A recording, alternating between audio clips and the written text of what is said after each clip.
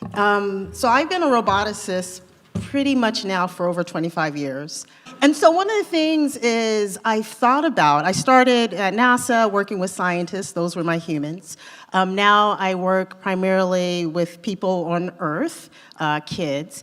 And one of the things I've seen over the years is this propensity for individuals, people, to trust the decision-making outputs of these AI systems. And so one, I want to kind of calibrate you on when I say trust, because I'll use it throughout this talk. So when we talk about trust, it's not really the trust that you fill out a Likert survey and say, I trust this robot 5. Really, when we're defining trust, it's about the behavior of the individuals.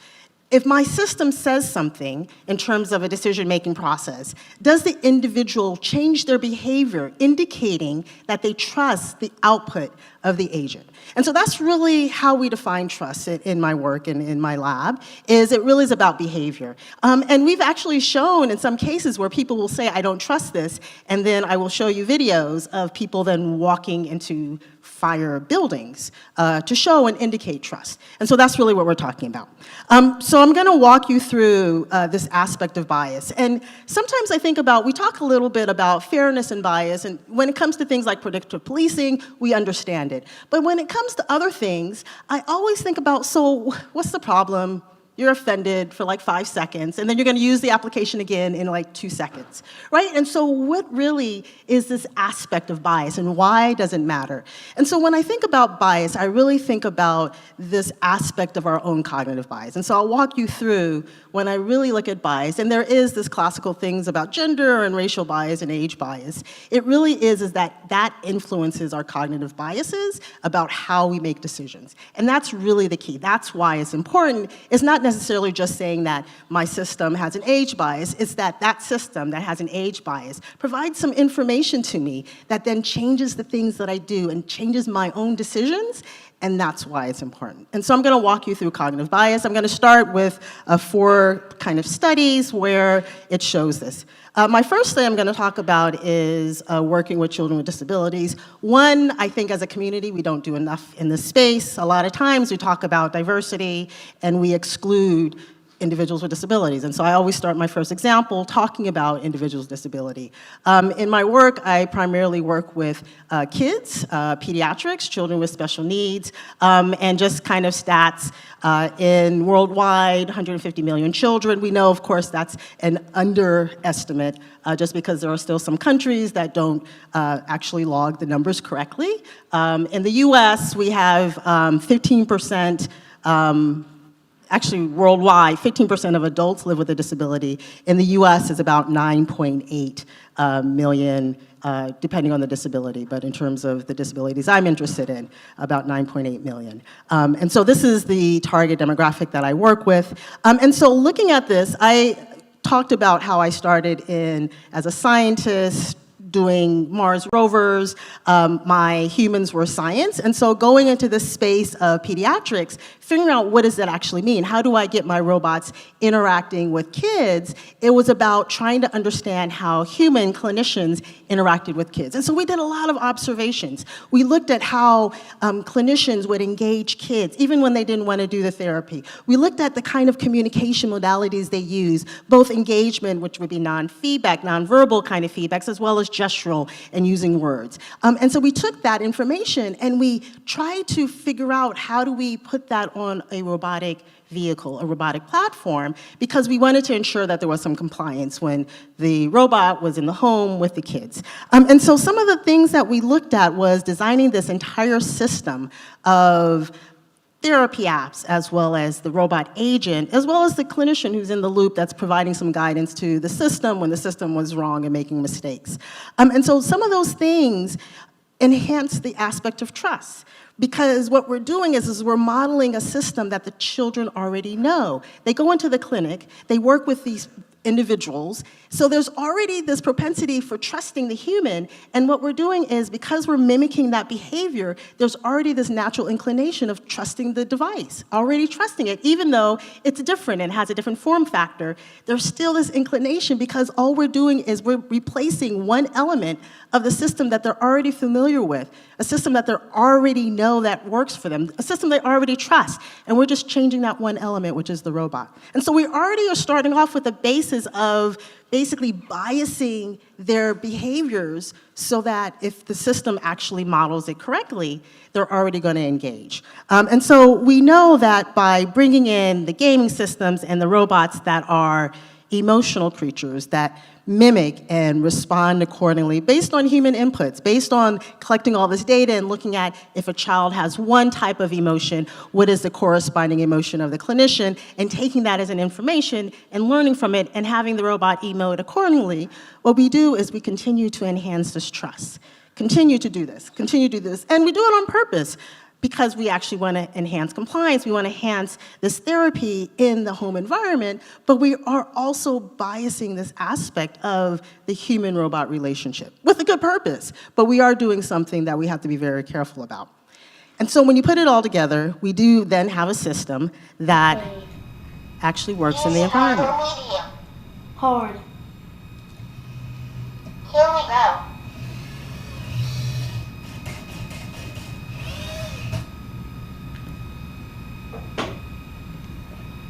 You can do better. Okay. Your turn, robot. My turn. I'm not good at this. But maybe you can beat me. Go ahead. Okay. So, just a couple of things. I'm not really good at this game. You are amazing. Thank you, robot. So one of the things that we do is the relationship that we have with kids is we model what is the expected behavior.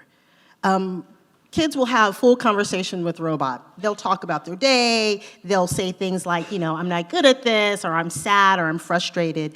And the robot actually doesn't understand language, but understands key words. If you say something in the emotional spectrum, there is an associated behavior that it's learned because that has happened in the clinic. And so if someone says sad or frustrated, the response when anyone says I'm sad or frustrated, you can have millions of words sad, millions of words, it's like sad. Okay, what is the right behavior for when someone's sad? It's to empathize. And so empathy typically is, oh, that's so sad, or we're in it together. And so what that means is that we enhance trust by having the robot emote, even though, frankly, it's fairly limited in terms of its intelligence. I mean, language understanding, it has an understanding of very few keywords that are associated with behaviors, and yet those are the ones that enhance trust. And what that means is that we can then show, so this is one of our studies where round 2 is with the robot, round 1 and round 3 is without. We can show that when the robot is present, it can engage kids, it can enhance their outcomes. They improve their therapy, so they improve their upper mobility, movements. And when the robot is gone, it's like, okay, I'm done. My playmate, my coach is no longer part of this process, and so I can go back to doing what I was doing.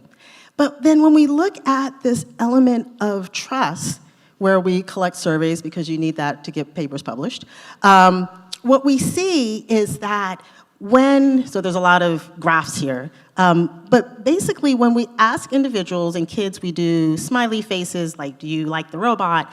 What we see is that when it comes to the robot, they would say, well, yeah, I trust the robot. When it comes to the human, it's like, no, I don't trust the robot, but I still have the same outcomes. And so there's something about when a child is interacting with a person and you use this word trust, it's actually different than when you use it with a human and robot. There's actually some difference when you actually do the assessment on a survey. And yet, if you look at the behavior, it's the same. So again, this is an example of how your behavior says one thing, but then when you think about the words and you try to quantify it in terms of, okay, I'm thinking about it after the fact. Do I trust this robot? Do I think about it? It's actually different. And so why that is important is that we also know that the outcomes are different. And I'm not going to go deep into it, but for most of you that use any machine learning or AI algorithms, you know it's not trained on kids, just so you know that. And so all the things that are out there typically fail when we try to deploy them on our robotic systems. And so what that means is that when we take these systems and we apply them to different age groups and also different disabilities, the systems fail. And yet, the kids are still following the guidance of the robot. The kids are still interacting. The parents are still asking, oh, we need to do another session, even though we know and we can look at our data and be like, yeah, there's a slight difference in the outcomes. Although it's positive overall, there's still a slight difference if I look at things across primarily gender and a little bit in terms of age, young kids versus middle school age. And so what this means is that our systems can influence behavior, even if they have slightly different outcomes. And so going into some of the things I think about with the next study is that one of the things that we have with these robotic systems is that if I look at cognitive biases and I look at the influences, our first interaction with a human typically dictates how we behave with them throughout their first N instances. It's the same with robotic systems. And so we conducted 2 studies, different ones. So one was a counting survey where we had individuals interact with a robot. And so counting, there's actually a number of times if I throw coins on a table or toothpicks in our case on a table and I ask you to count, and I can limit the time of how long it takes you. And so what we did is we actually looked at how long the processing would take you, and we decreased the time accordingly. So you basically had to feel rushed and you had to guess, or you had to trust the robot to give you an answer. And what we did is that the first couple of trials, the robot was right, and around 4th, the robot was wrong. And what we wanted to look at the primacy effect was, if the robot was wrong the very first instance of time, how did that impact your behavior for the next instances? And so we did that with accounting. We also did it with a self-driving task where you're in a car, you have to choose whether you go into autonomous Tesla mode or you drive yourself. First instance, the car basically was wrong, so it didn't get you to your destination. And then it was good, and then at instance 4, it would actually fail. And so we wanted to see what would happen. And what's interesting is that these are 2 different scenarios. These are 2 different examples of a virtual reality where you have this more immersive experience versus accounting, which is a more cognitive task. And the trend is the same. But what's interesting, why I love looking at this study is like expected, if you have a good robot, one that is trustworthy, you will follow it. You'll be like, oh yeah, it's giving me the right answer, I won't even think. And we can look at the reaction time. They're not even thinking. They're like, yeah, sure, whatever the robot says. Yeah, I don't have to think. And then when the robot makes mistakes, what we see is the individuals that had the working robot, the trustworthy robot, they actually just give up. They like, oh, the robot's wrong now, and again, oh, I'm done. I'm just gonna do this. Whereas if you had a faulty robot at the beginning, it takes you a while to gain trust, but when the robot is wrong, you kind of be like, well, it was wrong before, it'll be right again, you know, at some point. And so I'm gonna kind of do a 50-50 on, yes, I'm gonna follow the guidance, or no, which basically is strange to us. Because you would think you'd have decreased. If I had a robot that didn't work the first time, and all of a sudden it stopped working, I'd be like, okay, I'm done, it's broken, we're gonna put it away. But it actually shows that you kind of put that into your modeling of the robot, which means that when it does break again, you're like, well, it was broken, it got better, what's my chances? 50-50, I'll just keep using it. And you actually stabilize in terms of your trust. Whereas if you had a robot that was perfect at the beginning, and you keep using it, you have no modeling of why it failed. And so you give up on it, which is an interesting, fascinating aspect. And so if you think about this primacy effect in first impressions, how does that link to bias? So about 2 years ago, in Human-Robot Interaction Conference, we had this paper that was published, which was called the Shooter Bias Test, which is basically looking at the primacy effect. I.e., if I had a robot that you thought had a gun, how long would it take you to basically shoot it? And they decided, as good researchers sometimes do, to racialize the robots. So they decided that they wanted to look at reaction times for a robot that was racialized as black and a robot that was racialized as white, and look at reaction times. Now, in our community, this was actually quite controversial. For example, just because you can research it doesn't mean you should. So it actually caused a lot of impact. And reading through the paper, we discussed this, and it was the primacy effect. And so if you think about this, the concept is that they had you identify the race of the robot before, and then they did the reaction time, right? So all those subconscious biases are there. And based on our work that we had already done in terms of looking at this aspect, the concept was, well, what if we didn't actually label a robot? What if we didn't say it had a gender, or give it a female voice, or a female name? What would happen? Would people have this would they just treat it like a robot, right? Or would they actually treat it based on whatever implicit biases they have? And so we did this experiment where we had 2 robots. So here's a robot, it's dancing, it's happy, and we basically just asked people, label the emotions. And so we had a range of emotions, happy, angry, and so we had, oh, okay, this is, maybe excited, maybe happy, and okay. And if we didn't put any type of race, so we didn't have this priming effect, we would get the exact same results.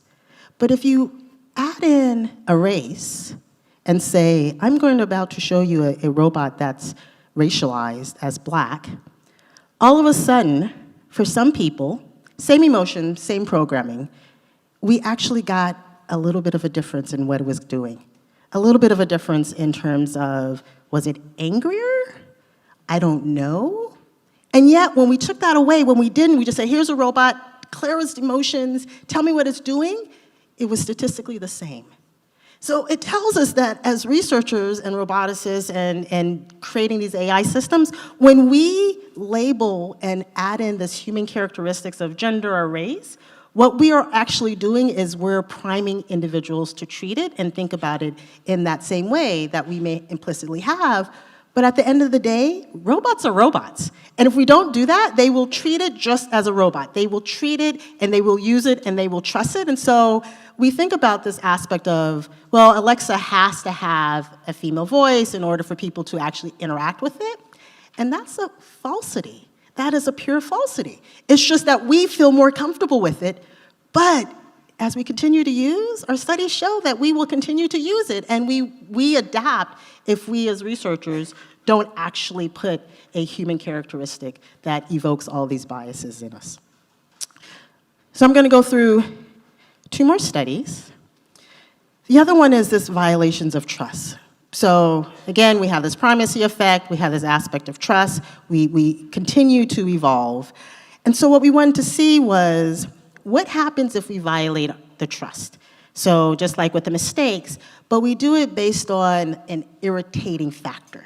So if any of you guys have kids, they have these aspects of kids that ask a lot of questions. Why is the sky blue? Why is that animal barking? And so on. So we wanted to kind of take the traditional ways of communications that we have, teachers, parents, kids, and figure it out. And so we came up with 4 conditions. Individual was interacting. This would be 3, 2, 1. I think the sequence is green, yellow, yellow, blue.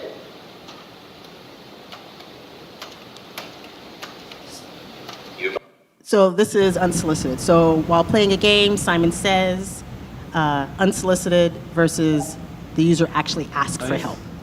I think the sequence is green, green, white, green, yellow, green.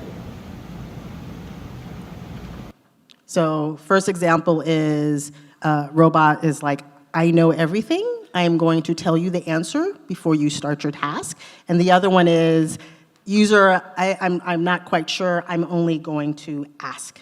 The other one is, Are you sure this is right? I think the sequence is green, yellow, yellow, yellow, green. so pre-corrective is after the user completes the entire cycle, then you have this, like, I'm going to correct you. So pre-corrective, post-corrective. Pre-corrective is as you make a mistake, it interrupts. Post-corrective is after you finish it all, then it says, oh, by the way, you made a mistake at item number 2. So those are the 4 conditions. And what we wanted to see was, what was the impact in terms of trust? Would they follow? Again, we had this aspect of, at the beginning, the robot was correct, and then we introduced mistakes. And we wanted to see what would happen. And what's amazing is that, of course, it followed the trend of corrective and coming down after that. But some of the emotional responses were actually quite surprising. Are you sure this is right? I think the sequence is yellow, blue, green, green, green, white, blue, white. And I did blue, white, blue. Yeah.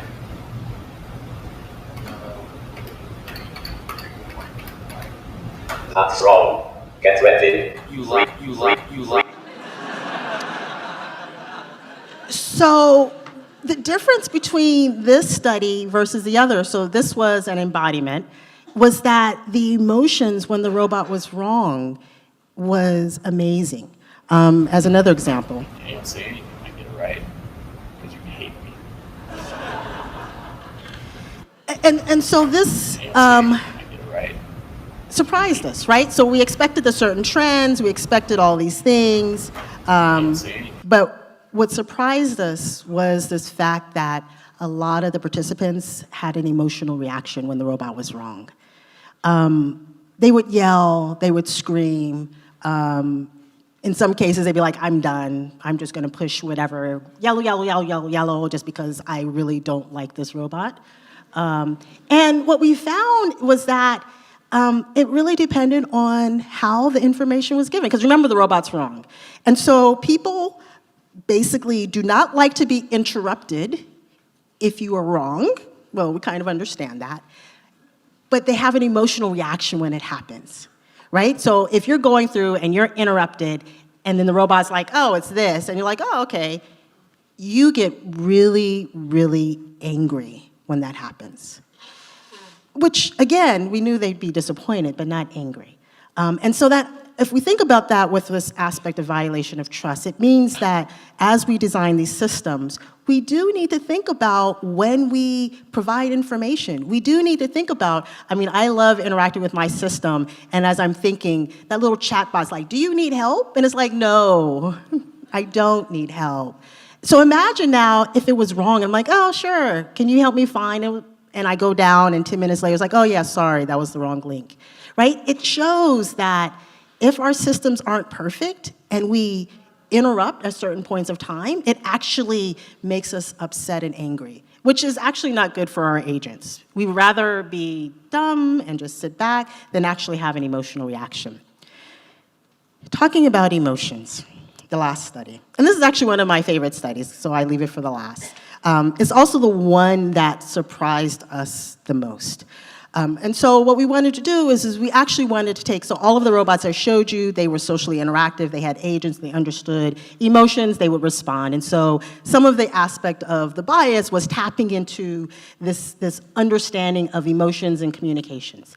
And so we wanted to take that out, we wanted to take that emotional aspect out and say, well, what would happen if we took out the emotions, but we increased the situational context? So we made the situation an emotional one, but we didn't make the robot emotional, and what would happen? And actually our hypothesis said that we would have this aspect of, you know, robot was good, you'd have this increase in trust in terms of behavior, and then when the robot made a mistake, it would go down. And so that's what our prior studies had shown with the socially interactive robot, that we would have this trend. Like all of our studies had shown that.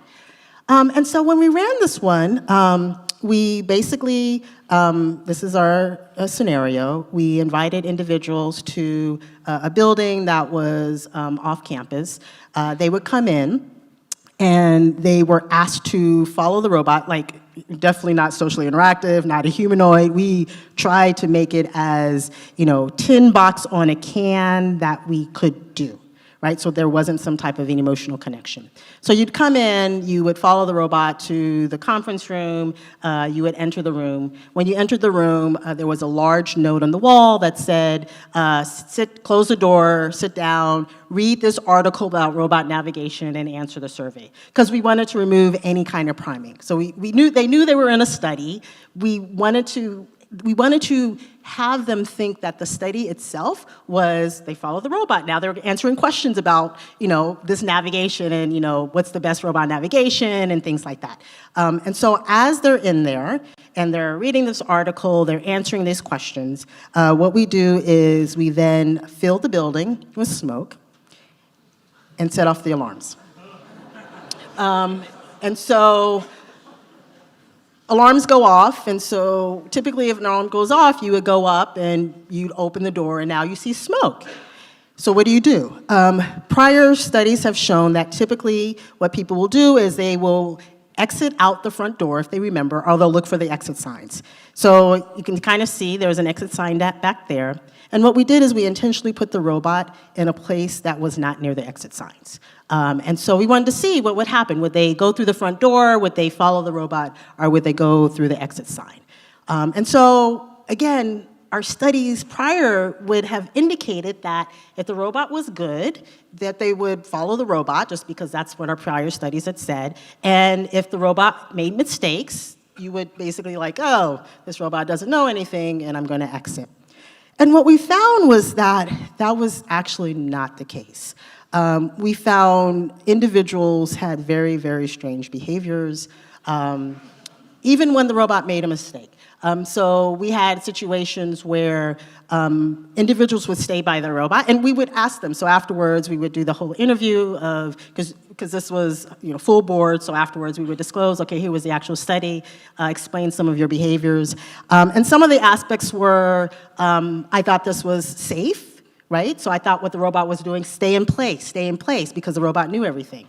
We had individuals where we wanted a dark room, and so looking at, well, maybe we can enhance the risk level of away from the exit, away from the front entrance, what would individuals do?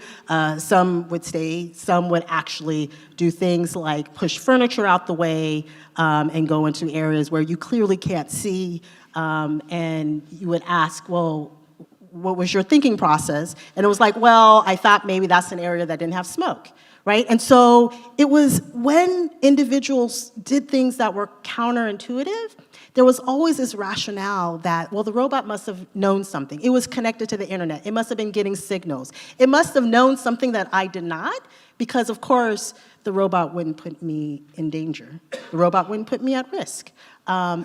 The only time we were finally, as one of our students, the only time that we were able to break it, literally, was when the robot came in, it would stop, it would start turning in place. One of the researchers would come out and say, scripted, sorry, the robot broke again. Please follow me to the room. Individual would follow, come out, there's the robot. It would then have a couch and going into a dark room, right? And so that, at that point, was when we were finally able to break it. And at that level, the risk, and this is the scenario where we could actually break it, the risk level at that was kind of high. So it was a broken robot, and it increased the risk level in terms of, okay, there's uncertainty, I don't know where I'm going, but I don't know if the robot actually knows. And that was the only time we were able to break it, which of course we're continuing to actually mitigate. And so there is hope. All the things I talked to you about was increasing and understanding the cognitive bias in individuals. And why there's hope is that by modeling it, we also have methods to actually mitigate and fix it. So we have methods that we're deploying to really try to fix something. It's just like when you go to a party and someone's like, do you really want that third drink, right? It's like that kind of oh, yeah, maybe I don't want that third drink. If we have the robots actually do that at different times, we can actually reduce the belief that this robot is perfect, and it starts having an inner reflection. So we have methodologies of ensuring that robots aren't detrimental, that we don't overtrust them because of our own cognitive biases of thinking that AI systems are somehow perfect. So with that, I want to thank my friends, and I want to thank my colleagues.